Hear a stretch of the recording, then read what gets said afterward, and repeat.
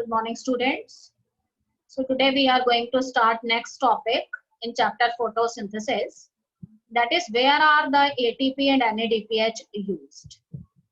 As you have studied in my previous lecture, student, we have studied about light reactions, which are also known as the photochemical phase of photosynthesis.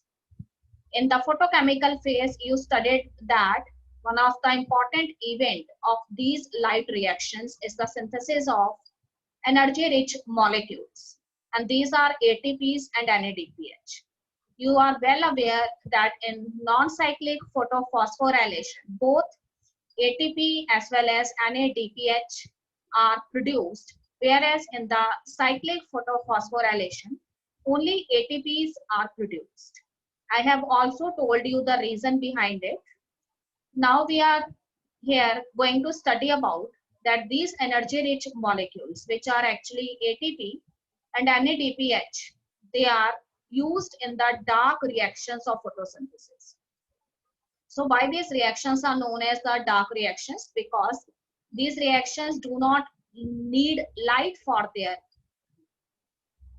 occurring, you can say, or they do not need light. It is also known as the biosynthetic phase. Why it is known as a biosynthetic phase?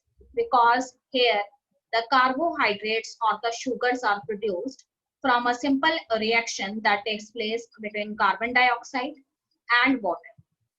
But all of you will be very surprised that these reactions, though they are happening during the non-light period, or you can say in the dark phase. So how these reactions they proceed? These reactions they proceed with the help of energy-rich products, which are ATPs and NADPH, and these products they are produced during the light reactions. Okay, student, these reactions are called dark reactions because they are dependent on the products of light reaction instead of any kind of light. That's why they are known as dark reactions. So here carbon dioxide, it reacts with water molecule, and later carbohydrates, which is C6H12O6 is produced, and oxygen gas is evolved as the end product along with some molecules of water. You are well aware about the classical equation of photosynthesis that you have studied in your lower classes. Yes, student, here I am going to discuss about a very important cycle, which is popularly known as the Calvin cycle.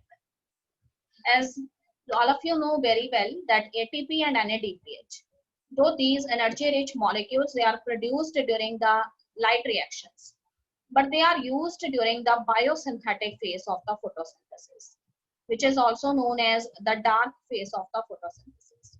So here a very important reaction takes place, that 6 molecules of carbon dioxide, it reacts with 12 molecules of water, and it gives C6H12O6 plus 6 molecules of water along with 6 molecules of oxygen gas, which is released as a byproduct during the reaction. So here I want to discuss very important thing that scientists, they are trying to find out that how this reaction of carbon dioxide fixation actually takes place. They want to know about the first fixation product of carbon dioxide. When this carbon dioxide, that means 6 molecules of carbon dioxide, it participate in the reaction or it is fixed during the reaction, then what is the first fixation product? So here the scientists, they proceed their work, and there was a scientist and his name was Melvin Kelvin. At that time, he is studying photosynthesis in algae. So at that time, they use carbon-14 isotope. And with the help of this carbon-14 isotope, which is actually a radioactive isotope, he done his research in algal photosynthesis. And on the basis of his study, he led to the discovery that the first carbon dioxide fixation product was a 3-carbon organic acid, and that 3-carbon organic acid is a phosphoglyceric acid, or you can say PGA. So he gave a complete biosynthetic pathway which tells us about the fixation of the carbon dioxide and the various types of intermediate products that are formed during the Calvin cycle. And This complete biosynthetic pathway, though it was discovered by the scientist Calvin, so in honor of his work, this cycle is known as a Calvin cycle. So from the Calvin cycle, we find that the first product that is found in case of some terrestrial plant was a 3-carbon organic acid, and that 3-carbon organic acid is actually the phosphoglyceric acid, or in short you can say it is PGA. Yes, students, scientists have not stopped their work. They try to know whether in all plants this first fixation product, that is a 3-carbon organic acid, phosphoglyceric acid, is the fixation product, or there may be some other type of plants where instead of this 3-carbon organic acid, which is PGA, some other organic acid is found. So they have conducted so many experiments, and after these experiments they found that there are another group of plants where the first stable product or first fixation product of carbon dioxide is not a 3-carbon organic acid. Instead of that, it is a 4-carbon organic acid, and that is known as the oxaloacetic acid. So in this way, the scientist has discovered 2 types of pathways that generally found in different type of terrestrial plants. Those plants in which the first fixation product of carbon dioxide is a 3-carbon organic acid, they are known as the C3 plants, and that organic acid is phosphoglyceric acid. And there is one another category of plants in which the first product of photosynthesis or carbon dioxide, first product of fixation of carbon dioxide, it is a 4-carbon organic acid, and that is oxaloacetic acid. So these plants, they are known as the C4 plants. So in this way, we are here going to study about 2 types of pathway. The pathway of carbon dioxide fixation that occurs in a C3 plants is known as C3 pathway. And another pathway which generally occurs in C4 plants which have unique type of anatomy, this pathway is known as the C4 pathway. So first of all, we are here going to study about one more important discovery that were done by the scientists at that time. So scientists, they are successful in finding out that the first fixation product in case of C3 plant is a 3-carbon organic acid, that is phosphoglyceric acid, and the first fixation product in case of C4 plants is oxaloacetic acid. But still there is a question in the mind of the scientists that they want to find out that what is actually the primary acceptor of carbon dioxide during this entire process. As the scientists know that the fixation product, first fixation product is a 3-carbon organic acid in most of the terrestrial plants. So they suppose that, they assume that the primary acceptor molecule for the carbon dioxide gas should be a 2-carbon molecule. They have studied this entire things for so many years, for several years they are continuing their discovery, and they are not able to find out any kind of such a 2-carbon compound. Instead of that, after discovery of so many years, research of so many years, they found that there is no 2-carbon compound which is actually the primary acceptor of carbon dioxide molecule. Instead of that, it is a 5-carbon compound, and that 5-carbon compound is RuBP, and that is rubulose bisphosphate, or in short it is known as Rubisco. Okay student, now I am going to explain you the entire biosynthetic pathway that is related with the fixation of the carbon dioxide. In case of C3 plant, it is known as a Calvin cycle. The student, 2 turns of the Calvin cycle gives us one complete glucose molecule. So here we are first studying about the first turn of the Calvin cycle. So during the first turn of the Calvin cycle, 3 molecules of carbon dioxide it enters, and these 3 molecules of carbon dioxide, their primary acceptor is a 5-carbon compound which is a Rubisco or rubulose bisphosphate. And when this rubulose bisphosphate it accepts these three molecules of carbon dioxide in the presence of an enzyme rubisco or rubulose bisphosphate carboxylase oxygenase. Then as a result of that reaction, which is known as carboxylation, 6 molecules of 3-phosphoglyceric acid or 3-phosphoglycerate is here formed. So this 6 molecules of 3-phosphoglycerate, it later after some time changes into 6 molecules of 1,3-bisphosphoglycerate by consuming how many ATPs? 6 ATPs.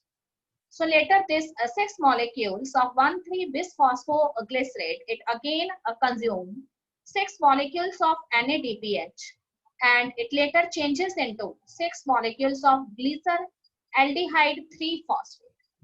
So out of these 6 molecules of glyceraldehyde 3-phosphate, one molecule of glyceraldehyde 3-phosphate, it forms half molecule of glucose during the first turn, and the remaining 5 molecules of glyceraldehyde 3-phosphate, it later forms rubulose bisphosphate by consuming 3 more ATP molecules. So in this way, the first step where the carbon dioxide it changes into 6 molecules of 3-phosphoglycerate, this step is known as carboxylation. And in the later steps in which 6 molecules of 3-phosphoglycerate, it further changes into 6 molecules of 1,3-bisphosphoglycerate and 6 molecules of glyceraldehyde 3-phosphate. These two steps in which 6 ATPs and 6 NADPH are used, they are known as the glycolytic reversal. And later on, when 5 molecules of glyceraldehyde 3-phosphate, it proceeds and later form rubisco, that is rubulose bisphosphate, which is a 5-carbon compound, and 3 ATP molecules are used in this reaction, then this is known as regeneration of the RUBP. So the Calvin cycle is divided into 3 phases. First is carboxylation, second is a glycolytic reversal, and third one is known as regeneration of the RUBP. So remember, there is one enzyme involved which is helpful in fixing carbon dioxide, and that enzyme is the rubulose bisphosphate carboxylase oxygenase. Yes, student, this is again the enlarged view of the Calvin cycle. So as I have already explained the Calvin cycle, so you have to read all these phases, and all these phases they are explained diagrammatically here. And after reading this entire diagram, you are able to study the Calvin cycle in detail. Yes, student, here I have written the whole description of the Calvin cycle.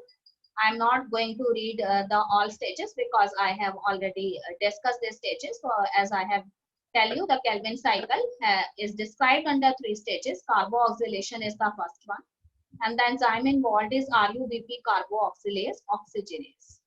And this is known as carboxylation because here the fixation of the carbon dioxide gas, it actually takes place. And later on, the second is known as reduction, which is also known as glycolytic reversal. So here 6 molecules of NADPH and 6 molecules of ATP, they are used, and intermediate products they are formed. And third one is regeneration. So here the regeneration of bisphosphate, that is RUBP, rubulose bisphosphate, takes place. So that's why the step is known as regeneration. Okay, student, now I am proceeding with the next topic, and that is the C4 part. So as you know very well, student, those plants in which the first fixation product of carbon dioxide is a 4-carbon organic acid, that is oxaloacetic acid or OAA. These plants are known as the C4 plants, and the pathway which is occurring in these plants, that is known as the C4 pathway. So here I am going to tell you some characteristic features that are found generally in these C4 plants. So number one is that these plants are adapted to dry tropical regions. So one of the important thing about this plant is C4 pathway is occurring in these plants, and the organic acid, which is a 4-carbon organic acid oxaloacetic acid is formed as the first carbon dioxide fixation product. So not only the C4 pathway takes place in these C4 plants, beside this, the C3 pathway, which is also known as the Calvin cycle or the main biosynthetic pathway, it also occurs in the bundle sheath cells of these plants.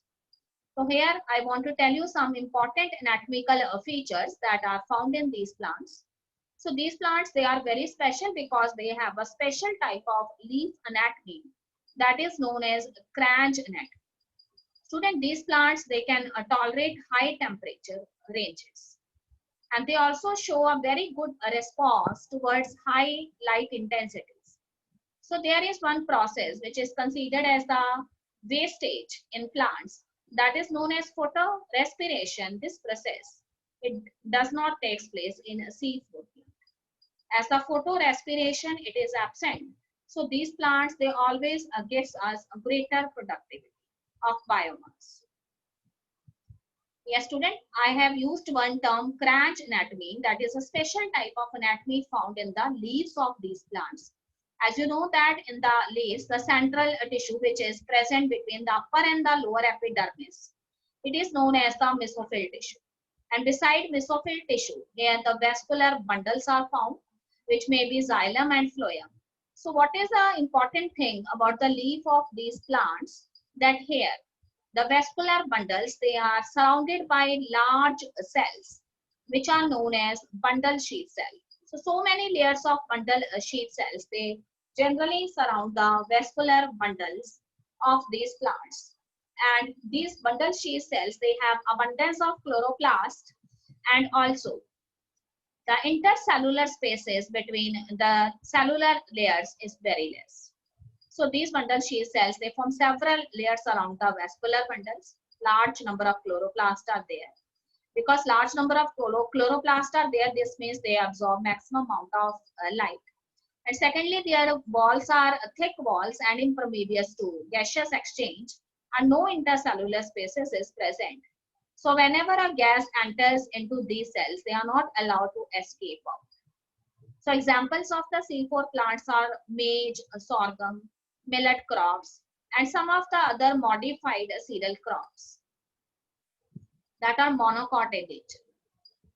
A student, the C4 pathway has another name that is known as Hatch and Slack pathway, because this entire pathway was given by two scientists at that time, and their names were Hatch and Slack. So it is popularly known as Hatch and Slack pathway. So here I am going to tell you about Hatch and Slack pathway. So the primary carbon dioxide acceptor in case of Hatch and Slack pathway is a 3-carbon molecule, and the name of this 3-carbon molecule is phosphophenol pyruvate. In short, it is known as PEP. So this reaction, it takes place in the mesophyll cells, and there is one enzyme present in the mesophyll cells of C4 plants, and that enzyme is the PEP carboxylase, or in short, it is known as PEPcase. So here one thing you must remember in your mind, that the enzyme present in the mesophyll cells is not the Rubisco enzyme. Instead of that, it is PEP carboxylase or PEPcase. And second thing is a 4-carbon organic acid is formed, and that is oxaloacetic acid in the mesophyll cells. And later that organic acid, which is oxaloacetic acid, it transferred towards the bundle sheath cells. And here in the bundle sheath cells, there's 4-carbon organic acid. It changes into other 4-carbon organic acids. These may be malic acid and aspartic acid. So both of these organic acid, whether it may be malic acid or it may be aspartic acid, it later breaks down, and as a result of this, again a 3-carbon molecule PEP, that is phosphophenol pyruvate, is formed along with carbon dioxide. So what happened? This phosphophenol pyruvate, which is a 3-carbon molecule, it again moved towards the mesophyll cells, whereas the carbon dioxide, it remains in the bundle sheath cells. The students, the carbon dioxide which released in the bundle sheath cells, they enters into the C3 pathway or the Calvin pathway, which is common to all plants, whether they may be C3 or the C4 plants. And you know that in the bundle sheath cells, the enzyme ribulose bisphosphate carboxylase oxygenase, that is Rubisco, is present. So this Rubisco, it later done the fixation of the carbon dioxide during the Calvin cycle, and as a result formation of sugars or carbohydrates takes place. So one thing you must note in your mind, that in C4 plant the Rubisco enzyme is present in the bundle sheath cell instead of the mesophyll cells, and here the pappcase enzyme is present in the mesophyll cells. And another very important thing is Calvin cycle is common to both C3 as well as C4 plants. A student, here you can easily see the diagram regarding the C4 cycle that is also given in your NCERT book. So here you can see the carbon dioxide, it enters into the mesophyll cells from the atmosphere, and inside the mesophyll cells this carbon dioxide, it is received by a primary acceptor, which is a 3-carbon molecule phosphophenol pyruvate, and later its fixation takes place with the help of an enzyme, that is pappcase, and it gets converted into a C4 acid, and that C4 acid is the oxaloacetic acid. So later this C4 acid is transported to the bundle sheath cells, and here it gets converted into 2 more type of C4 acids, which may be malic and aspartic acid.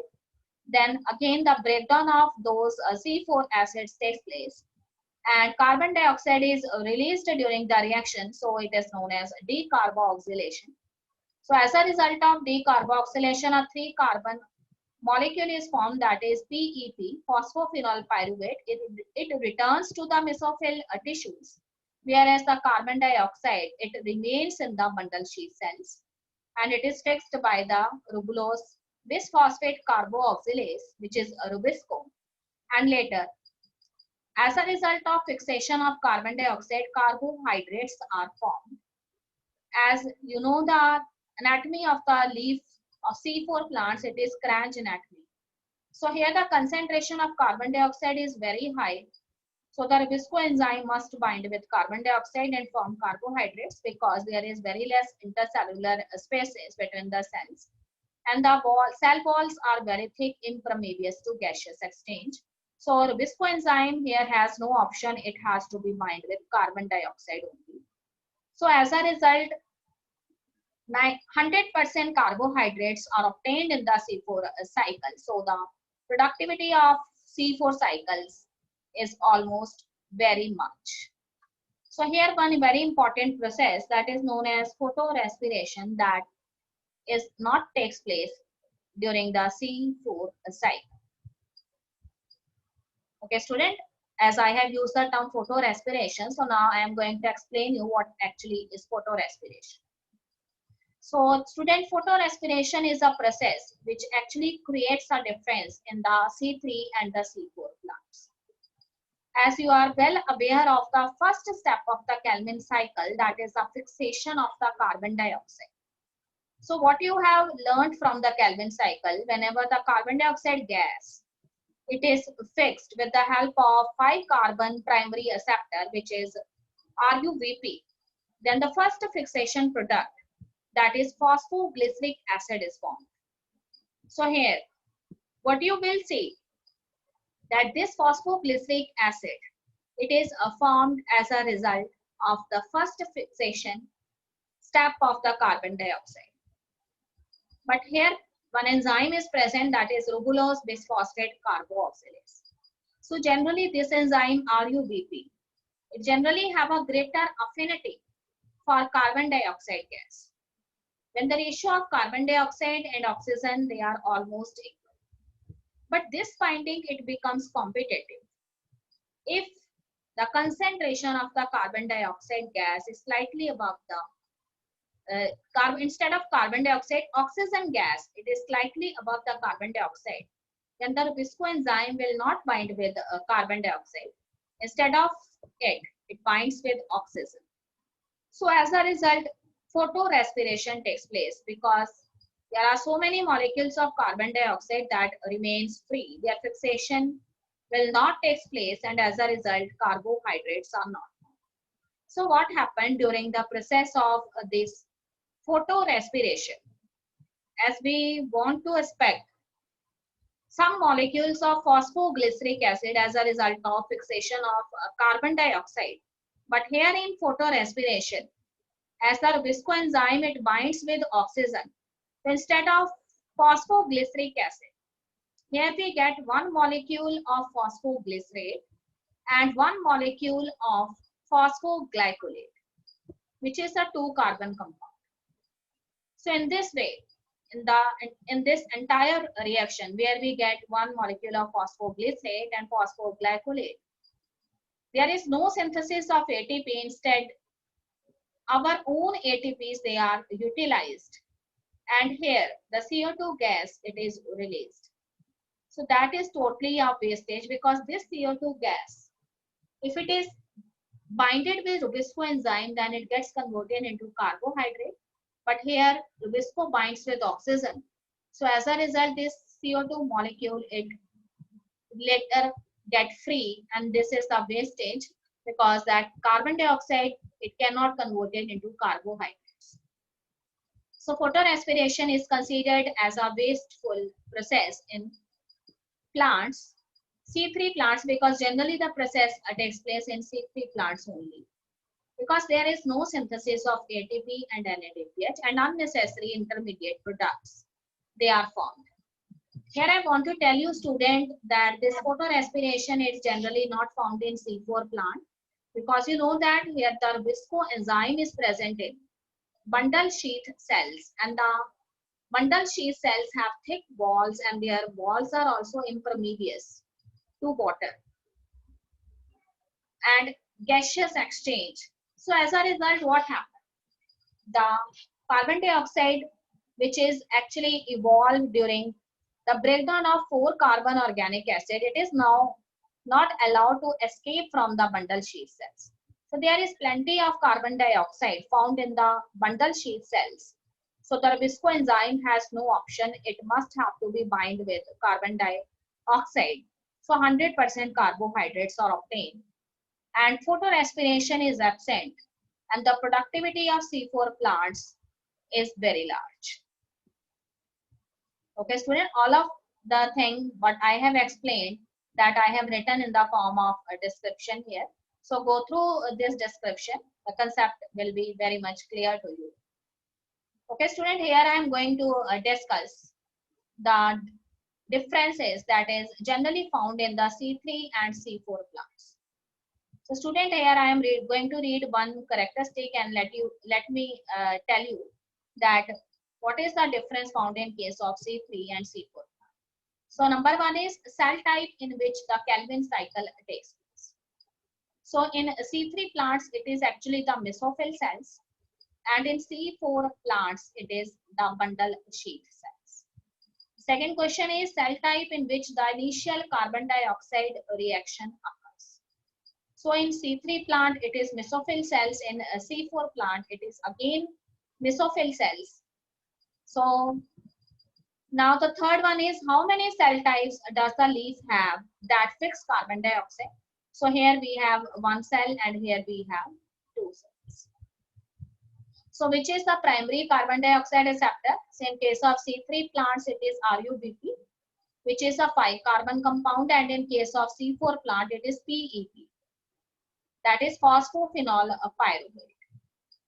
Now the number of carbons in the primary carbon dioxide acceptor. So in C3 plant, it is 5, and in C4 plant, it is 3. Which is the primary carbon dioxide fixation product? So you know very well. In C3 plant, it is PGA, and in C4 plant, it is OAE, that is oxaloacetic acid. So number of carbons in the primary carbon dioxide fixation product. So in PGA, it is 3, and in oxaloacetic acid, it is 4. Does the plant have Rubisco? Yes, C3 plant has Rubisco, and C3 along with C3, C4 plant also have Rubisco. So both for yes. Does the plant have peptase? So in C3 plant, no such enzyme peptase is present. But in C4 plant, the enzyme peptase is present in the mesophyll cells. Which cells in the plants have rubisco? So in case of C3 plant, mesophyll cells contains rubisco enzyme, whereas in C4 plant, this rubisco enzyme, it is present in the bundle sheath cells. Then carbon dioxide fixation rate under high light intensities. The student here in C3 plant, it is approximately medium, and in C4 plant, it is high. Next one is whether photorespiration is present at low light intensities. So it is negligible in both the cases. Whether photorespiration is present at high light intensities. So in case of C3 plant, it is very high, whereas in case of C4 plant, it is negligible because here photorespiration does not take place. Whether photorespiration would be present at low carbon dioxide concentration. So in case of C3 plants, it is high, and in case of C4 plant, it is approximately negligible. Whether photorespiration would be present at high carbon dioxide concentration, so negligible in both the cases. If the carbon dioxide concentration is low, then it is high in case of C3 plant and negligible in case of C4 plants. Then what is the temperature optimum for C3 plant? That is 20 to 25 degrees Celsius. And for C4 plant, because they can tolerate high temperature ranges, so here the temperature optimum is 30 to 40 degrees Celsius.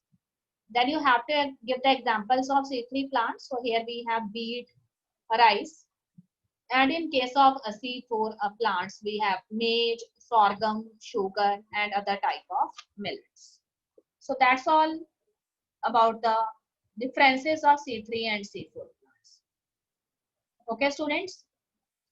So up to this, we have studied the Calvin cycle, which is also known as the C3 cycle, and the Hatch and Slack cycle, which is also known as the C4 cycle. So in my upcoming lecture, I will teach you about the various factors that are affecting photosynthesis. As you know very well that photosynthesis is a complex type of physico-chemical reactions.